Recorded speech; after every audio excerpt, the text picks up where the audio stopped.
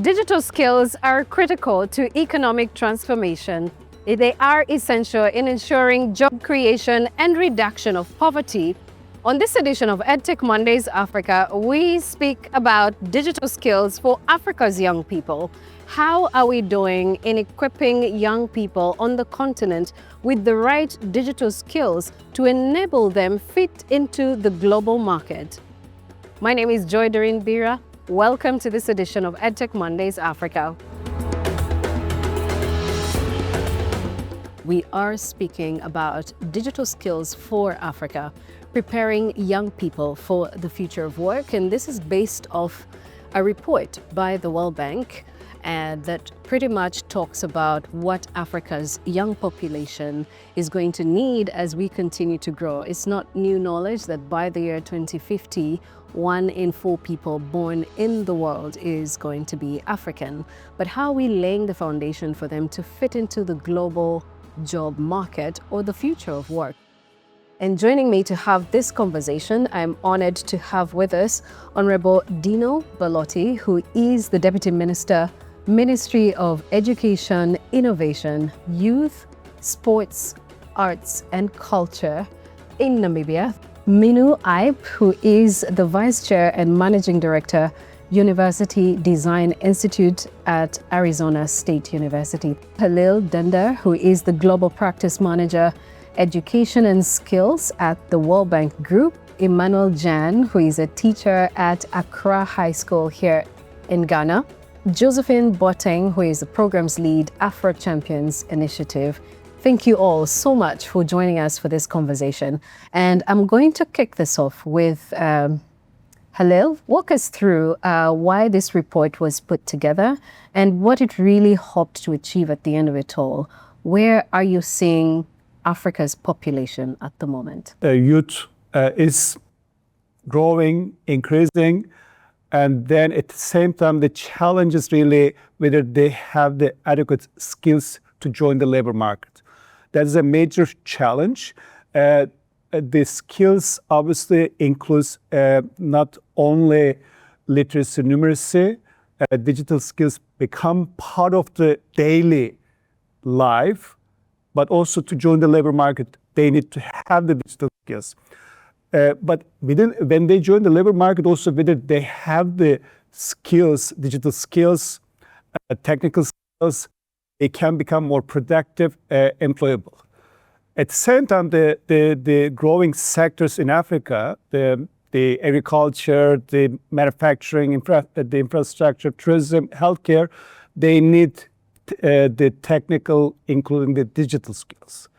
And especially in those growing sectors, whether they have the required skills. So we look at this throughout this life cycle, whether the youth have the skills needed. So when we started this work about 2 years ago, in Africa, we know the challenge, but we don't have a comprehensive review of the skill supply and demand, focusing on the digital skills. That's really the purpose of this work. The question is really, if we don't know, based on data, evidence, what it works, how it can really, some of the challenges we can address, working closely with the governments in response to their requests, of course. In partnership with the Mastercard Foundation, we started this work. This is the first comprehensive regional report. Based on the data we were able to collect across the continent, Sub-Saharan Africa, looking at both skill supply and skill demand. This is important actually because not only we think it's important skills, digital skills are important, but also whether the institutions are able to respond to the required skills. The report identified the challenge on the skill supply, skill based on the skill demand, based on the framework our team prepared, not only digital literacy at the earlier level, but also more advanced technical skills produced by technical institutions, universities. So it's a combination of a set of skills, how the institutions are able to produce them. So based off of what has been compiled, is it that Africa's young people have a lot more skills to gain? What does the report communicate? That we need to equip our young people with digital skills? And then for what? So that we can do what in the future? The report highlights the African youth are not well prepared for the labor market. Based on our the estimates, global estimates, we know what the African youth, if they are well trained, they have the required skills, they will be able to contribute to the economy. If the old institutions, the individuals, institutions are connected to have the connectivity, the estimates about 1% of poverty reduction we will be able to share. So there is economic value if they can contribute, but the skills youth are not well prepared for this. So that is the one part of the equation. The second is the what do we do? How do we do? How do we provide the skills? How do we collaborate with the both public and private sector? The report identifies has a roadmap to articulate this, how we can address throughout the region. Honorable Ballotti, I want to come to you now. Based off of the fact that many African countries already have digital strategies in place, there's also the fact that the Digital Skills for Youth in Africa report that Halil has referred to also speak to the fact that there's a lot more work that needs to be done. What role do you see you as a thought leader, as a policy leader, playing in making sure that we ready young people in Namibia for the future of work? I think it's really a strong cross-ministerial, cross-leadership collaboration. And we believe that those will solve some of the challenges that we currently see. And of course, we see it every day. We see that young people are on their mobile devices. We see that just recently a parent reached out to me and said that their kid, I can't recall the age, had a textbook that had the grandfather's name in the same textbook that this kid was using. And so that will tell you, I don't know, 40, 50, 60 years, that perhaps that same education material is being used today. And I think that requires a paradigm shift. Minu, I'm coming to you now because you are the Vice Chair and Managing Director of the University Design Institute at ASU. And really learning institutions play a huge role in making sure we prepare young people for what's coming next. I want to hear your thoughts around how learning institutions like yours, for example, are setting the pace, laying the foundation for this to happen. Institutions of higher education are really critical to addressing this problem. The way we want to think about this is not think of digital skills as being separate from everything else that is happening. I think in the 21st century, digital skills are like reading and writing, right? Everybody needs digital skills. So that should be sort of an opening understanding of this challenge and the immense opportunity ahead of us. So at Arizona State University, we recognize that our existence really is based on a sense of mission, and that is we should be an engine for social and economic transformation for the communities we serve. It is what does the community need? What do industry partners need? Who are we training people for? What are we training them to do? So what does it actually look like in practice? It looks like us having relationships with hundreds of companies in a variety of ways. There are major employers of our students, there are industry partners, but very intentionally engaging with edtech companies. Hundreds of edtech companies are on campus. They are bringing their tools, so faculty, staff, and students are engaging with current modern tools, cutting edge tools. We have a relationship with OpenAI, and ASU has its own instance of ChatGPT. So we in the community, faculty, staff, and students are engaging with cutting edge tools so that we are not just focusing on basic digital skills, but really looking at that spectrum of basic to advanced. Then there's the question of what actually happens in the classroom. And so we have embraced technology and, for many, many years, understanding that technology is not just a tool, but it's a vehicle through which we can expand access, a vehicle through which we can reach learners well beyond our physical, our geographical boundaries. So we have 194,000 students at Arizona State University. Over 100,000 of them are online. So what that means is we have invested in those digital tools so that students on campus, students online all have access to practicing and working with these tools so that it is second nature to how they learn. Speaking about the outside-in approach, I want to come to Emmanuel. Emmanuel, you're a teacher. Maybe walk us through how long you've been teaching, and then also talk to us about the kind of skills. Do you feel digitally equipped satisfactorily to transfer this knowledge to the learners that you interact with on a daily? And do you think that the skills you're imparting in them are the skills required for the future? I'll start off my journey as a teacher in 2015. Right. 2015, somewhere in a village in Kasoa, thereabout. By that time, the curriculum was ICT. So as an ICT teacher, I taught ICT in a school with only one computer. And the computer had software challenges.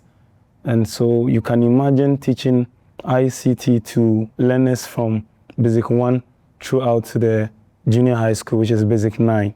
You have to teach, let's say, a class of an average 25, and then taking all these children to the ICT lab to hands-on activity, what you have actually taught them was a bit cumbersome. It means that with one computer, the teacher, I must do it myself for them to watch.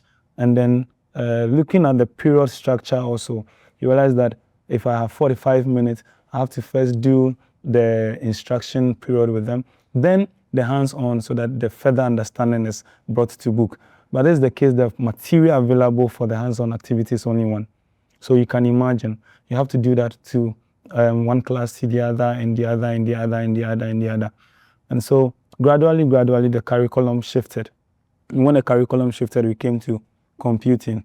I was fortunate to be part of the training that we had. From all indications, you can see that the Ministry of Education in Ghana is doing its best so that teachers can teach with these digital devices. But the problem is that most of the teachers, like we know, would have the statement that they are not very familiar with the digital tools and therefore are unable to integrate them in their teaching and learning. But then when you come to the student factor, you realize that our students are using the technological devices, they are consuming the technologies, but then are actually unable to inculcate into their learning the 21st century skills of creativity and innovation.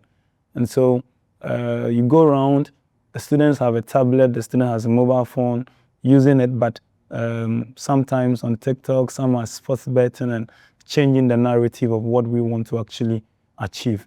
And so as a teacher, I'm doing my best integrating these basic kind of skills so that the learners will see that what a teacher is doing every day is what actually the world is leading into, so we can also harvest that into our system so that the global citizenship that we're talking about, we can have Ghanaian students and other African students being part of the global economy, which is obviously the digital economy and the opportunity economy.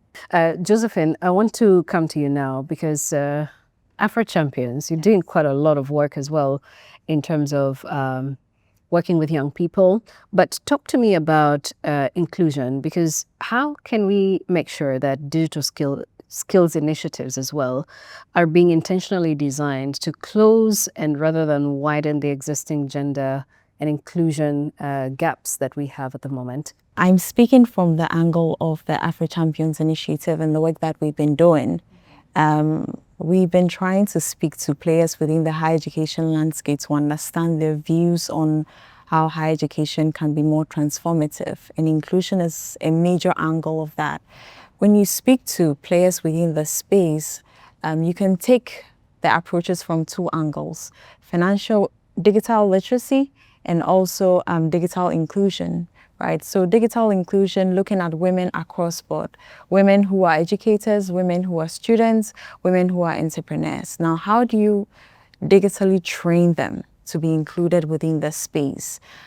For women who are educators, there are training programs that are helping educators who are not digitally trained to be trained and now be included in the space. So then they're acquiring digital pedagogy skills that they can transfer onto their students and generations. And there are free programs actually that are convenient for students who are at home or who are also working or are out of school to partake and acquire digital skills from wherever they are. If you're looking at entrepreneurs, there are entrepreneurs who are within the informal sector who are women, and they are taking accounts with paper and pen manually, right? So there are programs that are being initiated to help women who are entrepreneurs move into the formal angle. Now you can use your phone, a simple computer app to take accounts of what your operations look like. So it's all these programs and initiatives that are including women from the various sectors to ensure that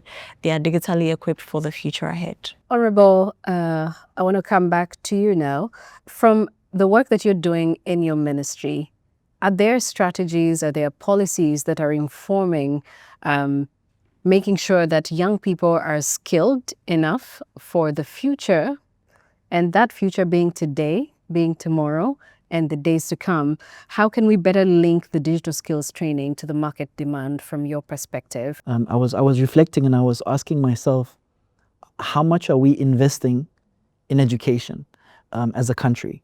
And what I can tell you is it's something that we pride ourselves on, but equally there needs to be a correlation between money spent and output. And so my former supervisor or professor would say, I don't care how much you put in, I care what comes out, right? But as a country, more than a quarter, more than 25% of our national budget goes toward education. Now, that's a huge percentage globally that sort of confirms and showcases that we really are putting the money into education. But now, to your question, and that's where we still have some constraints. And I was listening to Mr. Emmanuel, and I really appreciate when you say, as a teacher, with one device, teaching a full classroom.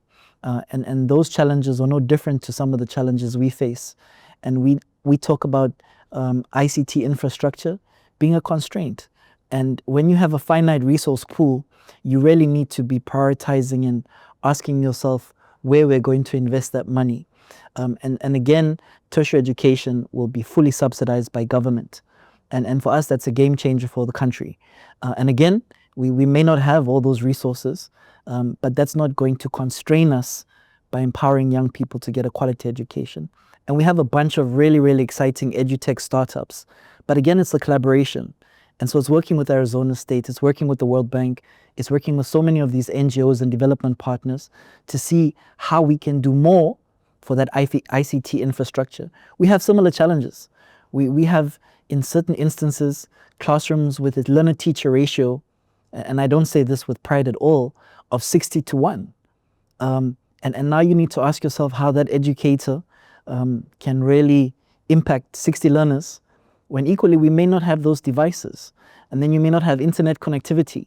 And so when we talk about bread and butter, we're not talking about jobs of the future, when we're talking about current realities. And the current realities, internet connectivity for a country with a landmass of 820,000 square kilometers, with only 3 million people, these are some of our unique sort of circumstances. In as much as we know some of our challenges as a nation, and especially around youth unemployment, it's not going to stop us from speaking the truth and speaking what we want to see tomorrow. And again, as young people are all on their devices. And young people want to see, nobody wants to be taught something that our grandparents were taught 60 years ago, unless it's history class, right? We have current realities that require current solutions. Minu, to you, when you listen to what Emmanuel talked about, it does speak a little bit as well to curricula. How can national curricula evolve to embed digital literacy and 21st century skills from an early age? Because it's one thing for a teacher in 2015 to start his digital literacy journey, but we have native users of technology today, with teachers who are not exactly native users. How do we bridge that gap while at the same time making sure that all learners, no matter their age, are catching on with these 21st century skills? As somebody who represents a university, I think universities have to be part of thinking through the solution of the whole pathways.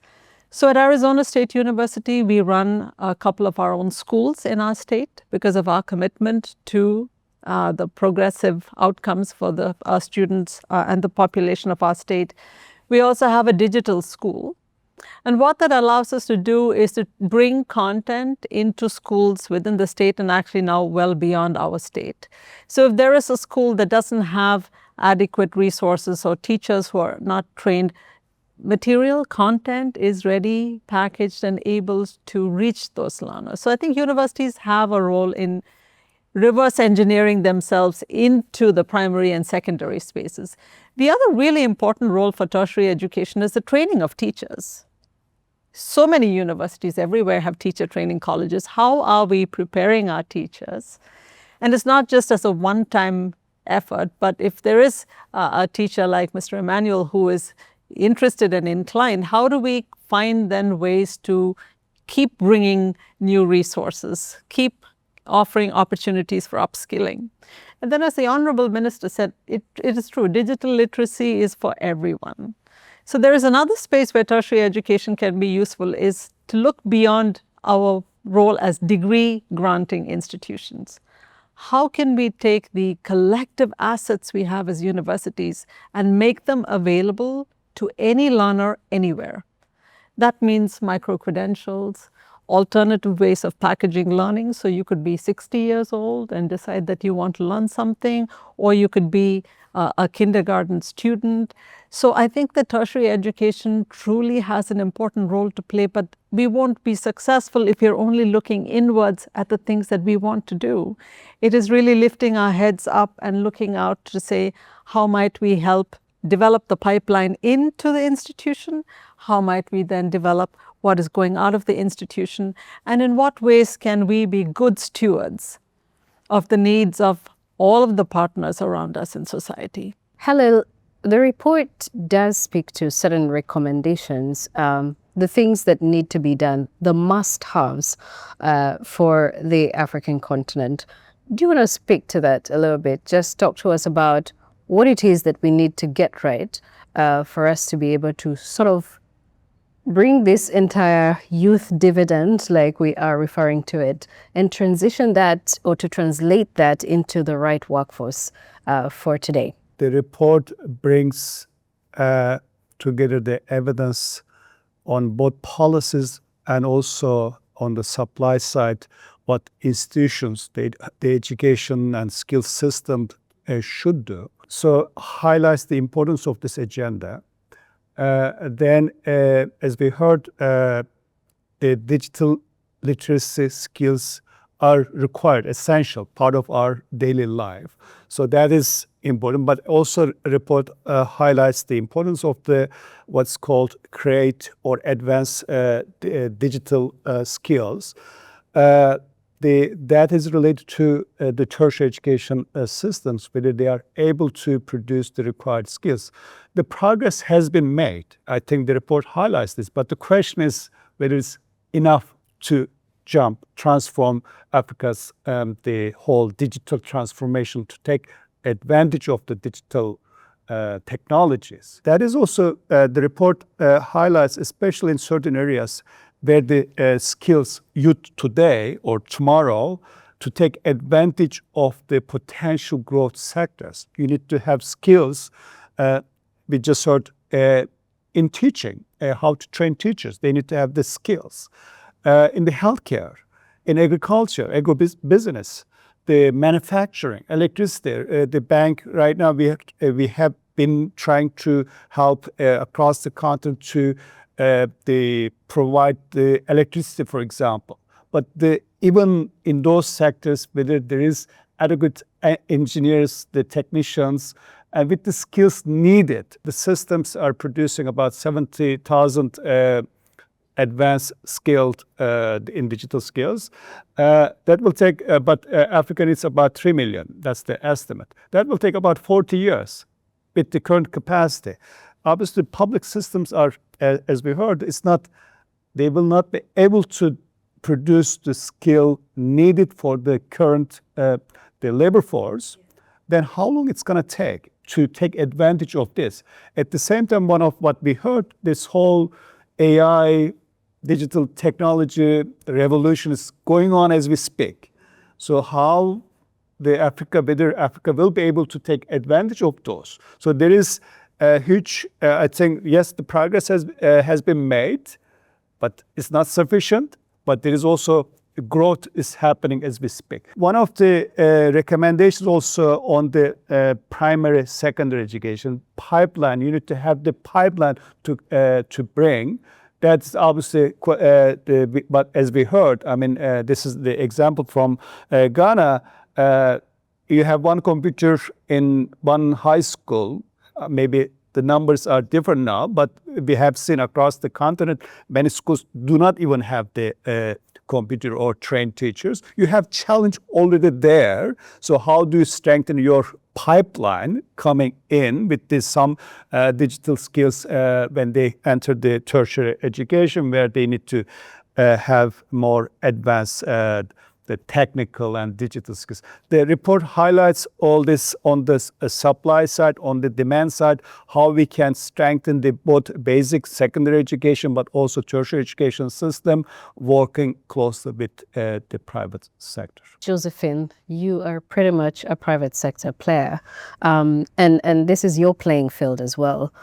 What have you noticed that you are now paying attention to and really being intentional about making sure that the audiences or the target market are being set on a path where we're going to see tangible results where digital skills are concerned? The context of education here in Africa most of the time lacks the notion that students are being trained to be problem solvers. So at the end of all the studying that we're doing, the mindset is that we're going out there and we are supposed to be able to identify problems within the society and then solve them.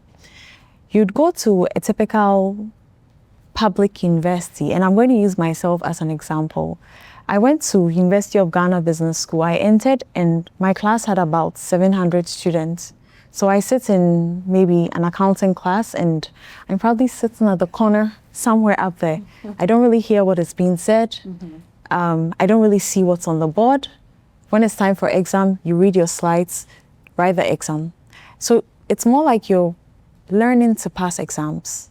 You're not learning to make it a part of you so that you go out there and solve problems. Now, if you go to private sector, the private sector is also looking for certain quality of students who are able to adapt, understand, you just use the basics of what they've learned to adapt to what is in the real world. But we don't see a lot of students being able to have those skills. So there's a mismatch between what private sector or what industry needs and what universities are training the students to address. There's a huge mismatch.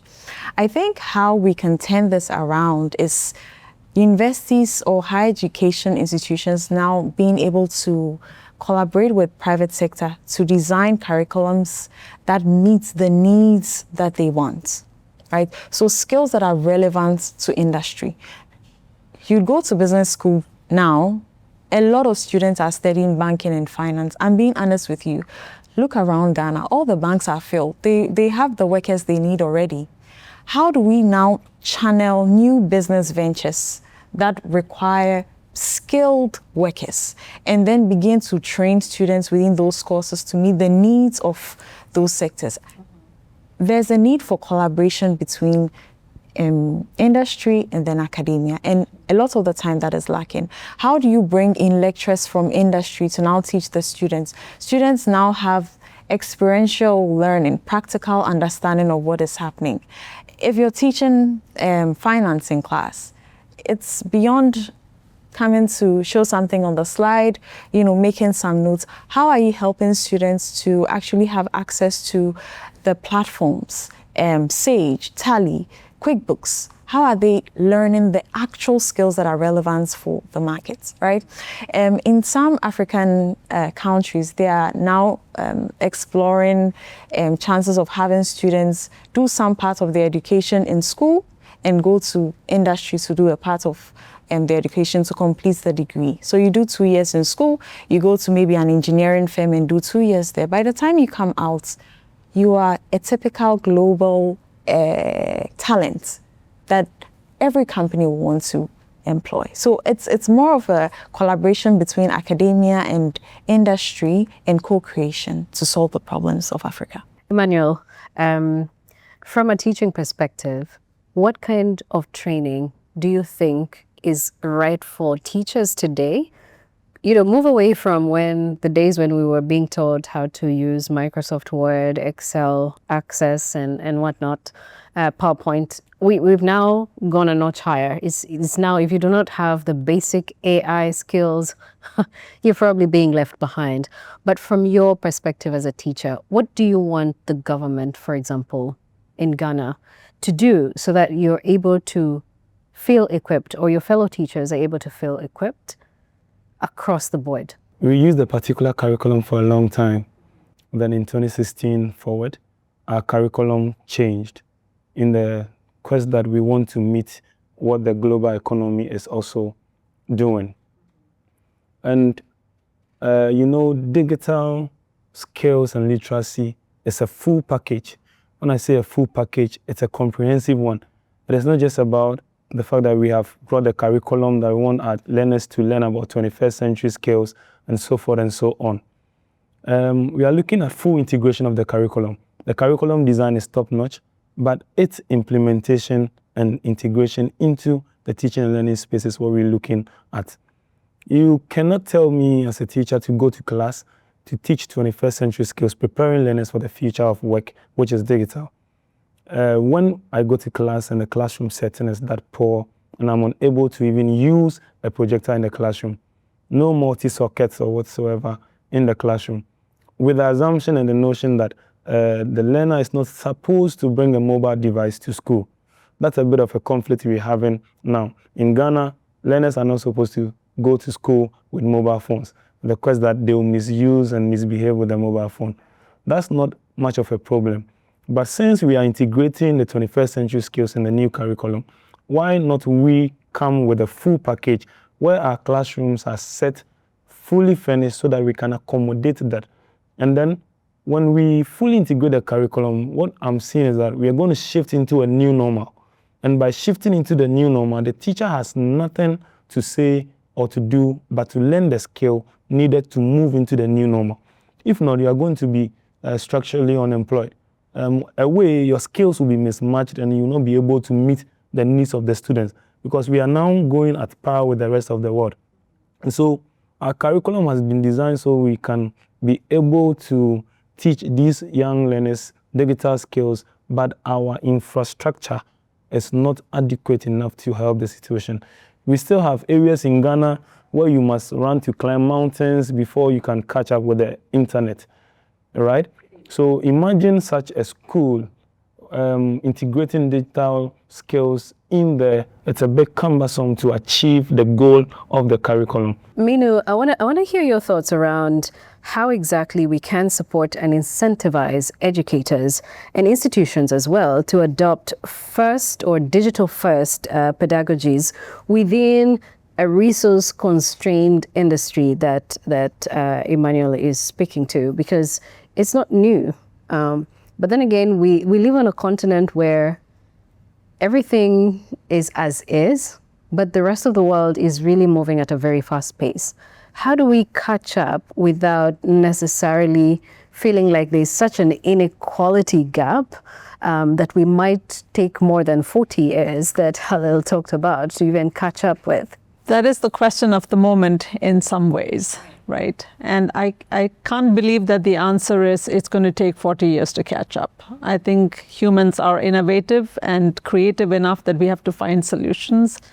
I think the solutions cannot be mimicking solutions that have worked in other places, right? So Emmanuel is talking about resource constraints, that it's not a world that I come from at, say, Arizona State University, right? Every student has half a dozen digital tools and there's Wi-Fi, and you take for granted a lot of this infrastructure and access to technology. So I think the solution and pathway out is to not try to mimic what other societies have done, technologically advanced societies have done, but start from here and say, how can we be innovative?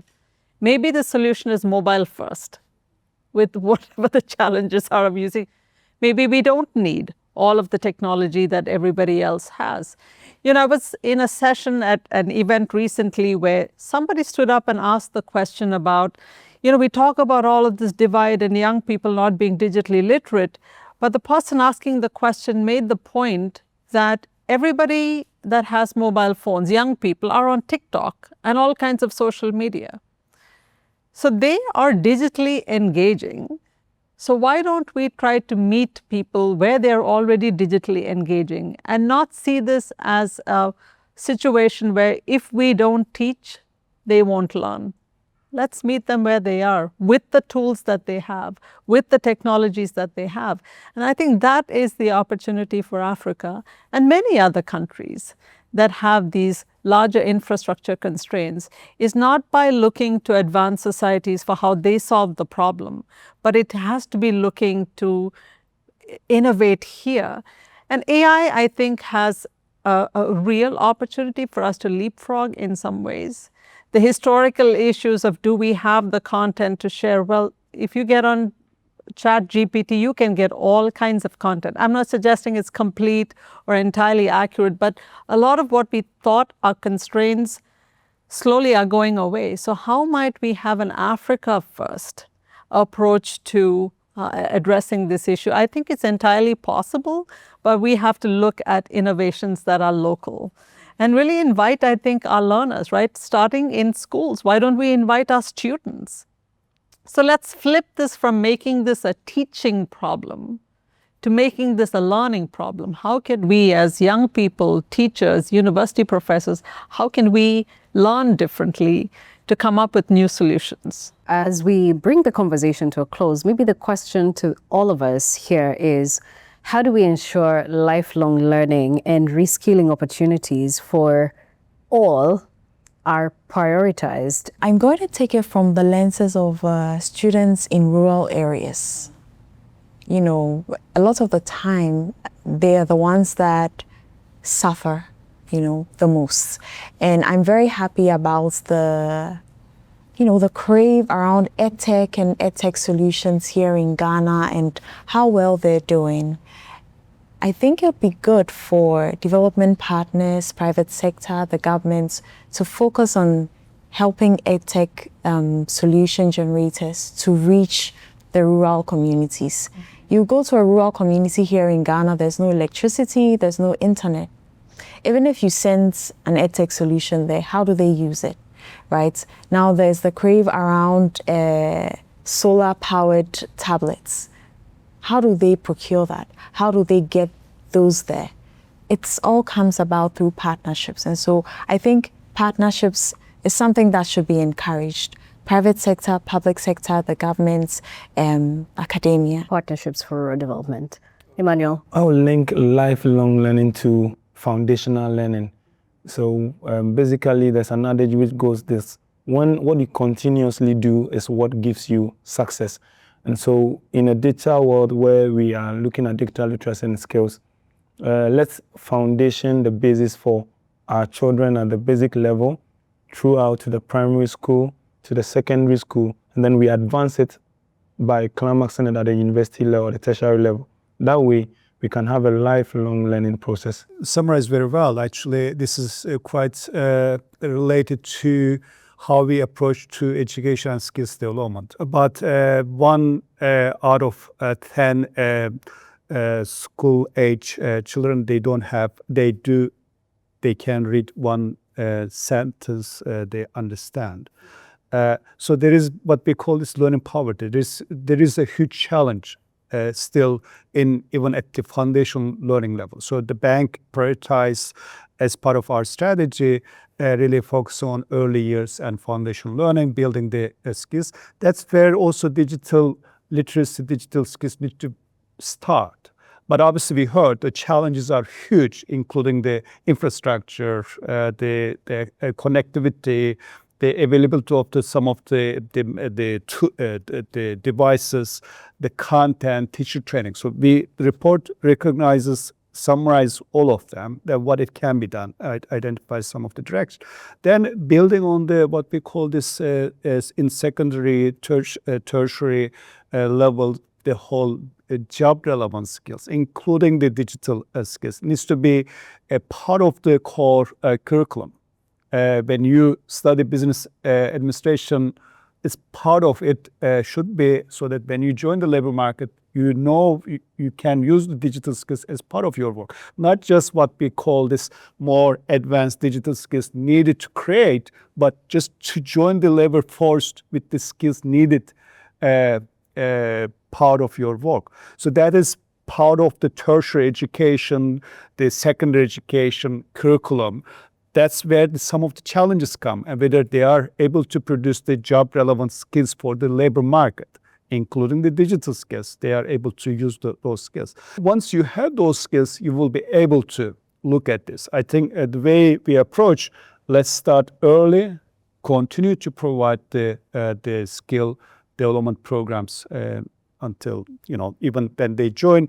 I think one of the challenges also we see as part of our new strategy, not when you join the labor market, it stops. It does not stop. I think the whole change in technology now, how to skill, upskill, reskill, that's part of, again, when you are in the labor market, your training continues. They need to be part of the whole engagement to make sure that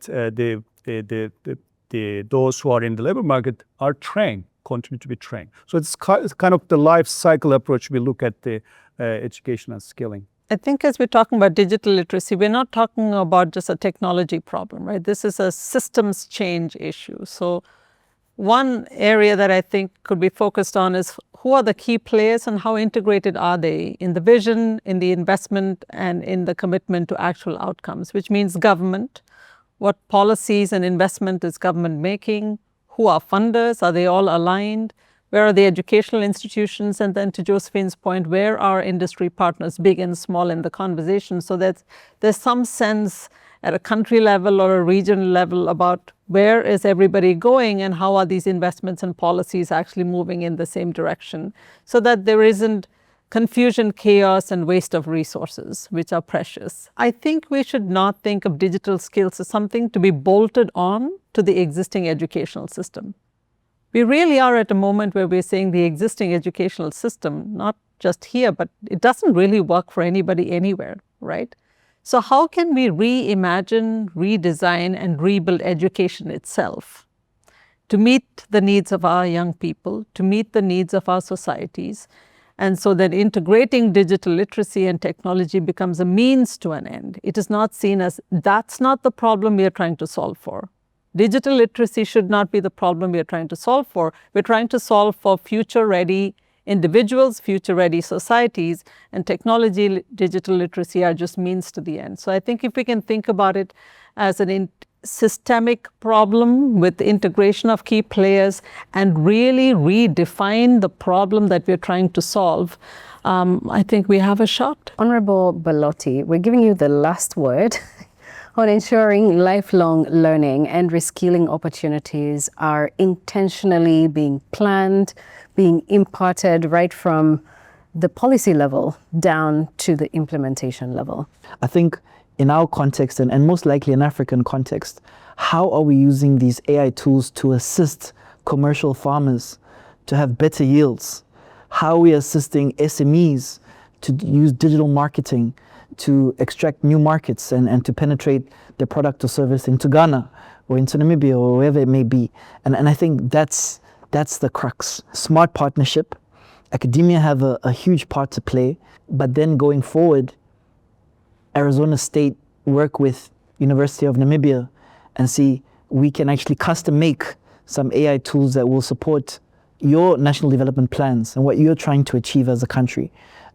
Equally, some schools back home working with the school of Mr. Emmanuel, right? And I think these are the smart partnerships. It's not just partnership, it's smart partnerships that really needs to be the takeaway. And yeah, I've enjoyed this conversation, so thank you very much. The key takeaway here, I think, just borrowing the words of Halil, is that we need to find a way to really make sure that our learning systems are also integrating digital skills right from the foundational level.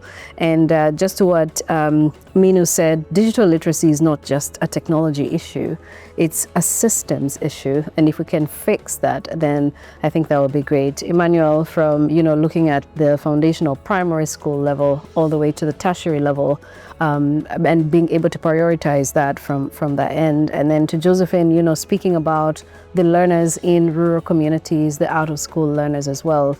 And to Honorable Ballotti, smart partnerships, I cannot add anything to that because I think everyone has covered it in detail. So I just want to say thank you all so much for making time for this conversation. My name is Joy Doreen Bira. Until the next one, bye-bye for now.